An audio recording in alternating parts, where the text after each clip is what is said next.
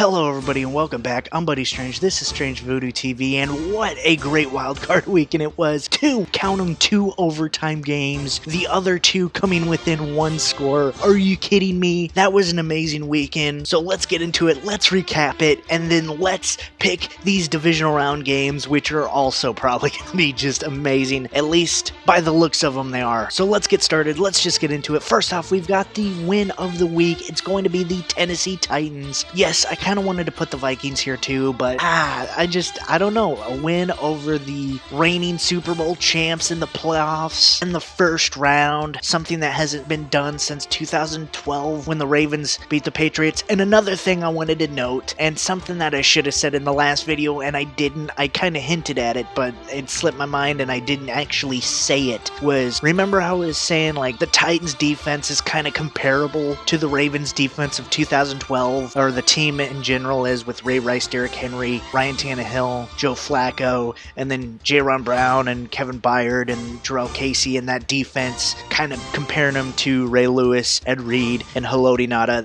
That whole thing. Well, guess what? Something that I forgot to mention, and I was kicking myself after I uploaded the video, was that the Titans defensive coordinator is who? Yes, Dean Pease. The Ravens 2012 defensive coordinator was who? Yes, Dean Pease. Are you kidding me? Maybe that's why. But anyway, Titans winning with running game and defense, Derrick Henry and a pick six. Are you kidding me? Almost two pick sixes. Come on, Logan Ryan. At least he made up for one with another. There you go, buddy. And there you go, Titans moving on to face the Ravens, which should be an interesting one this weekend. Titans, win of the week. Next up, we've got the loss of the week. It's going to be the Buffalo Bills. I mean, you had, like a 16-3 lead at one point. You were running the ball so well. Josh Allen trick plays. That was fun. Had all the momentum in the world, and then just let Deshaun Watson just absolutely be him and just go out there and ball out and get it done. I told you he was Superman himself, and on that one play where he evaded the sack, he absolutely was. Hint, hint, you might see it later. But here, yeah, the Bills absolutely collapsed. The Bills should have won that game. It was the Bills' games to lose, and they absolutely did. It did go into overtime, which was awesome to see, but in the end, they just couldn't get it done. And yeah, that was not a good way to end their season. Loss of the week, Buffalo Bills. All right, everybody, SVTV's Players of the Week. First off, we've got Derrick Henry 2 weeks in a row. Just couldn't get him off the list. Once you get Derrick Henry on a list, you can't get him off the list. And here he is again, getting 204 total yards. I think 182 of them were rushing yards. He had a nice dump out screen pass, which he took to the 1 yard line. He had another touchdown on the ground the following play, 5.4 yards per carry. Just absolutely dominating on the ground. There you go, Derrick Henry. Almost single-handedly, not single-handedly, but almost single-handedly taking down the Patriots. There you go, Derrick Henry, Offensive Player of the Week, along with DK Metcalf getting 7 catches, 160 yards, and a touchdown. His first playoff game. He's a rookie, and he's absolutely balling out. Him and Russell Wilson have built up a really good rapport over the season, and it showed off here against the Eagles. Just couldn't leave him off. He did such a great job, and he earned it here. DK Metcalf and Derrick Henry, Offensive Players of the Week. Next up, we've got Logan Ryan. Yes, I couldn't leave him up either. 6 tackles, 1 interception, almost 2, and 1 defensive touchdown, pick 6 late in the game with like 15 seconds left at the end of the game. And man, yeah, that was definitely the ender. That was huge. Basically iced the game, put it away. As Steve Smith likes to say, put the nail in the coffin, put the nail in the coffin. And there you go, Logan Ryan, Defensive Player of the Week. And then finally, lastly, we've got Ka'imi Fairbairn getting Special Teams Player of the Week. He didn't have the best stats. He didn't kick for the most field goals, okay? He didn't kick for the most points. But when it mattered, he got it done, including the game winner to send the Texans to the divisional round. Ka'imi Fairbairn, good job, buddy. Well earned Special Teams Player of the Week. Alright, everybody, are you ready for SVTV's Plays of the Week? Enjoy. Watson, pressure off the edge. Watson survives it and then checks down to Jones. Jones inside the 40, inside the 30, inside the 20, to the 10-yard line. Taiwan Jones. Deshaun Watson, magical. 34 yards. Yes. I mean, we'll never see this run again, Jim. Brady's pass, it's intercepted and returned for a touchdown by Logan Ryan, the former Patriot.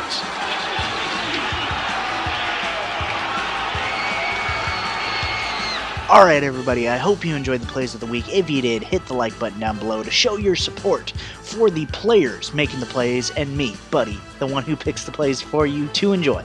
But anyway, Deshaun Watson, that was the play I was talking about earlier. Holy moly macaroni, fuck. Are you kidding me? That was absolutely crazy, Superman type play, just absolutely obliterated in the pocket, stays up, rolls out, finds a man downfield who gets excellent yak yardage and just puts them in a position to win. Absolutely amazing. Good job on both their parts, but Deshaun Watson, damn dude, to even stay up on that, to even stay alive on a hit like that, absolutely amazing. Good job. And a side note, just really quickly, that trick play, honorable mention. You know what? Here it is. Here it is. It's an honorable mention. It's not part of the play of the week, but I gotta show it. It was an awesome play in the losing effort. Here you go. End around. John Brown is going to look to pass. Looking for Allen. He's got it. Touchdown Bills on a trick play to start things off. Alright everybody, let's get into how we did this past week really quickly. As you can see, our regular season totals are at the top. We made 60%. Postseason totals so far, 50%. We hit 2 out of 4. Wildcard weekend, there you go, right there. And then this past week, yeah, Bills versus Texans. Bills win is what we call. Texans ended up winning. I said that Deshaun Watson, if he got sacked 2 or more times, it was over for the Texans. And it damn should have been. It should have been. It should have been a Bills win after the second sack. I almost tweeted it, but I was like, nah, we'll just see how it goes. And thank God I didn't, because Deshaun Watson sacked 7 times, got away with a win through sheer just will and determination. That guy's a superhero. That guy's awesome. There you go. Texans win. Titans versus Patriots, called that one. Alright, defense running game, that's where it's at, baby. Vikings versus Saints, that very well could have been the win of the week for the Vikings, or the loss of the week, I guess, but either way it was a great game. Win into overtime, one of the two, and even though we missed it, that was an exciting game. Good job, Vikings. Kirk Cousins. Alright, buddy. Let's see what you got against the 49ers now. But nah, that was a good start for him, and a great win. And then the Seahawks versus Eagles, it was low-scoring, close battle, kind of like what we predicted. A little lower than what we predicted, but kind of like what we predicted. And then, yeah, Carson Wentz just, that was a cheap shot. I'm not saying Clowney's a dirty player. I don't think he necessarily is a dirty player, but damn, that was a cheap shot. That should have been flagged, ejected, something. Just anything. I mean, at least a flag. At least a flag. Maybe not ejected. Probably should have been ejected, but at least a flag. Damn, dude. Okay, Carson Wentz gets knocked out. The only good thing that came from that is Josh McCown saw the field in a playoff game, which he hadn't before, and I'm so glad that he got that opportunity. Hate the circumstances under which it happened, but I'm so glad he got to see the field, because he's awesome. He's a really cool dude. Absolutely love the guy, and glad he was able to see the field. Too bad it wasn't in a winning effort. Seahawks win, and we called that. They move on as well, and that was this past week. This is this week. Let's see how we can do. Hopefully we can do better than 50%. And without further ado, your divisional round, folks. Let's just get into it. Oh, can't wait for this. This is going to be a good week. Alright, first off, we've got the Vikings versus the 49ers. In this one, yeah, Dalvin Cook's going to definitely be a factor. Running game is definitely going to win this one. It's Tevin Coleman, Matt Breida, and Mostert outrush Alexander Madison, Dalvin Cook. It actually might be closer than we think, and it depends if the Vikings can get some push up front on the 49ers defensive line, which is going to be really hard to do. But hey, you never know. Maybe the Vikings have the momentum coming into this game. Maybe the 49ers are kind of, yeah, we got this one. We're strolling in, too lackadaisical, and just get their asses whooped. What my prediction really is that happens for maybe the first quarter, and then the 49ers like, oh shit, we gotta get going, and they're down 10-0 at the beginning of the second, and absolutely just go on a run. And here is my prediction. My final prediction is that happens, but the 49ers win 35-17 over the Minnesota Vikings. Yeah, I think in the beginning, I think the Vikings at least go punch to punch with them. I think they, stand their ground, maybe even do better. I'm actually predicting that the Vikings do better in the first quarter, maybe the first quarter and a half. But throughout the rest of the game, I think it's San Francisco ball game all day long. I think they can run it better. Their pass game's better. I'm not saying the wide receivers are better by any means, but their pass game is ultimately better. They have the better tight end. Kyle Rudolph's amazing. He won the game last week, but George Kittle, he's the better tight end. And they've got a pretty even defense, but to me, I'd give the slight edge to the 49ers only because I think they have a better defensive backcourt. I love Harrison Smith, but Xavier Rhodes, who has been known to be great, has just not been that good this season, and ultimately, I don't know how I trust him going up against Emmanuel Sanders or Deebo Samuel or whoever he goes up against, because they've got speed and that he can get burned. And then Emmanuel Sanders is just great anywhere, over the middle, speeding down the sideline, however it goes. But anyway, yes, 49ers win here. Alright, next up we've got the Titans versus the Ravens. The Titans, big time running game, but then the Ravens have the best running game in the NFL. They have one of the best defenses in the NFL. They are the #1 rushing offense. They set a record for the most yards rushing by a team ever. They've got the league leading passer. Yes, Lamar Jackson, 36 touchdowns, led the league. They got a top 5 defense and are absolutely blowing teams away, and I think it's no different here. I think the Titans, they had a great run, and yes, they are still a dark horse. If they win this game, they're winning the Super Bowl. And they definitely could. The Ravens could come out, just like I said, the 49ers might, and just come out slow, get behind, and Ryan Tannehill has himself a legendary, magical day. Derrick Henry just roughs him up, and it's nothing like the Ravens have ever seen. Kevin Byard gets a pick, and it's just, oops, what happened? But I don't think that's the case. I think the Ravens win 42-24. I think it's an absolute thrashing. Yes, I will meme myself if the Titans win and I absolutely look like an idiot, but I don't think so. I think the Ravens, I think every single facet is better than the Titans. Coaching is better. No offense to Mike Vrabel, he's great, but John Harbaugh is just amazing. Greg Roman is amazing. Wink Martindale's amazing. Yes, Dean Pease is amazing, and Adam Smith, or whatever the hell his name is good too. He knows how to game plan a run game, but damn, I can't in any way think that the Titans are gonna win. I can't. It's impossible. Not with the stats that the Ravens are putting up. The league leading passer, the league leading rush offense, a great offensive line, a great defense, special teams with Justin Tucker and Sam Coach. Can't do it. Can't do it. Ravens win. Alright, and then the Sunday slate of games, we've got the Texans versus the Chiefs to open the day up. Ooh, this is going to be a really good one. Just an absolute, oh man, superstar showdown in Kansas City. Are you kidding me? The battle of the quarterbacks that Chicago should have picked instead of Mitchell Trubisky. This is going to be a really good one. Patrick Mahomes versus Deshaun Watson. The Chiefs defense is getting better, but so is the Houston Texans defense. J.J. Watt is back, everybody, and he's back and ready and rearing to go. Man, I thought he was just going to be, alright, here's J.J. Watt, they'll show him on the camera a lot of times, which they did, but he'll get, 4 tackles and not much else. Maybe a good tackle for loss, but geez, he was tearing him up, and there you go. Good on J.J. Watt, glad he's back, but the Chiefs have someone like that. His name is Chris Jones. He's on the inside, but he still gets pressure like J.J. Watt. I mean, I wouldn't be surprised if Deshaun Watson is on his back most of the day, maybe not even with the ball, but he's going to get pressured and hit a lot, especially with that interior rush. Frank Clark was starting to come into his own late in the season, so he may be a good edge presence. Shoot, I guarantee it. I guarantee that Tyrann Mathieu comes on a safety blitz, and I'm willing to say he gets the sack. I guarantee it. It's going to happen. Maybe even twice. Tyrann Mathieu coming in on a safety blitz. Watch out for it. It's going to happen. But other than that, I do like Kansas City as a team more. Their game plan's going to be better, which wins you playoff games. But I do like the Texans' running game a little bit more, so that's going to be hard to pick against. Plus, Deshaun Watson just creates plays. He creates plays where there are none, but so does Patrick Mahomes, and that's going to be tough to pick against equally. I do like the Chiefs' defense more, which is weird to say.